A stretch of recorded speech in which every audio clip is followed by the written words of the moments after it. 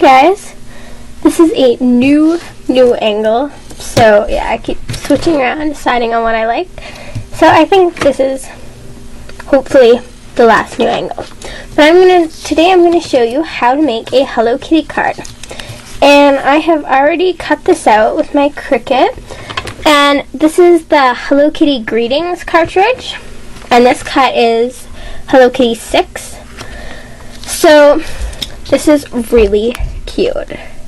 It does take quite a while to cut all of this out, just because there's so many different layers, and it's definitely worth it in the end. She looks really nice. So let's get started. I am using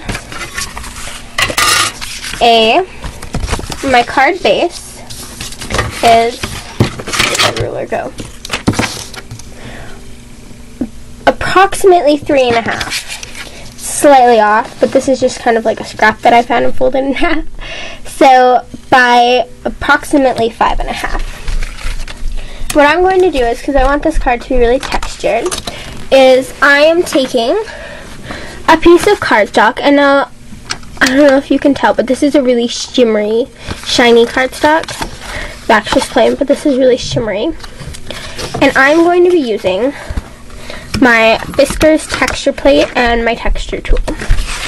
So take this and put it where you want it, and then you're going to need to tape it down.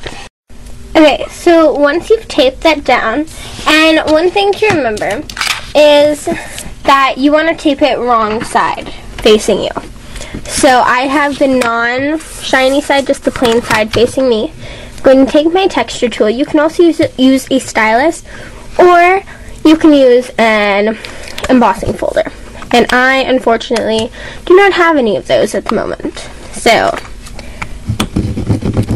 just take your texture tool and just rub it all around. And I've heard that you can actually take wax paper and rub it on your texture tool and your paper to make this easier. But I don't know. It appears to be embossing fine. So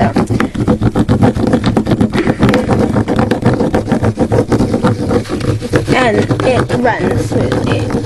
So just keep embossing it. And you want to get a really clear image, so apply a good amount of pressure and go over it multiple times. You can tell I've gone over mine quite a few times.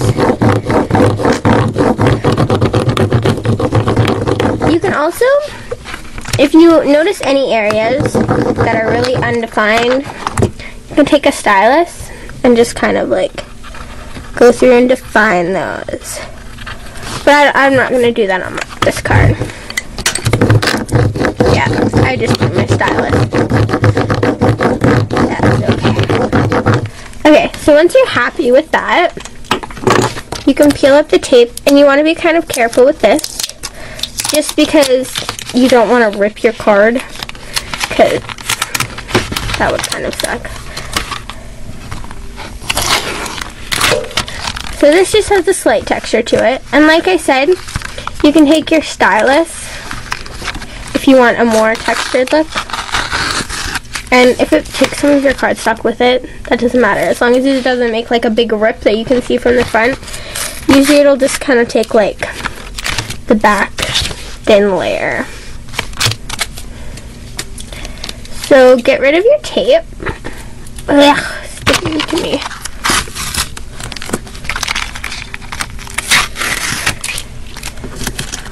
Okay, so now what I'm going to do is just mat this on my card. So I'm going to take my Scotch glue stick.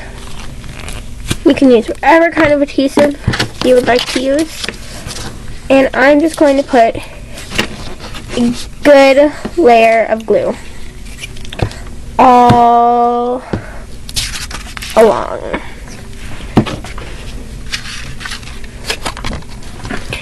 And then you can just mount it down, making sure that it's as even as you can get it. I know some people measure. I just eyeball it. And then you can tell it looks really pretty. It's because it's shiny and it's got like a texture to it. So, and now what I'm going to do is I have another piece of this paper, just a small chunk. And I have this stamp right here. Friends are those people who know the words to the song in your heart and sing it back to you when you've forgotten the words. So I thought this was really cute because Hello Kitty's got her little friend on her head. So, and this is going to be a birthday card. So I'm going to stamp this on here, but because this is a shiny paper, it's got kind of like a sheen to it. I'm not really sure if like a pigment ink would work. I'm sure dye probably would. And with a pigment, you could always just seal it with a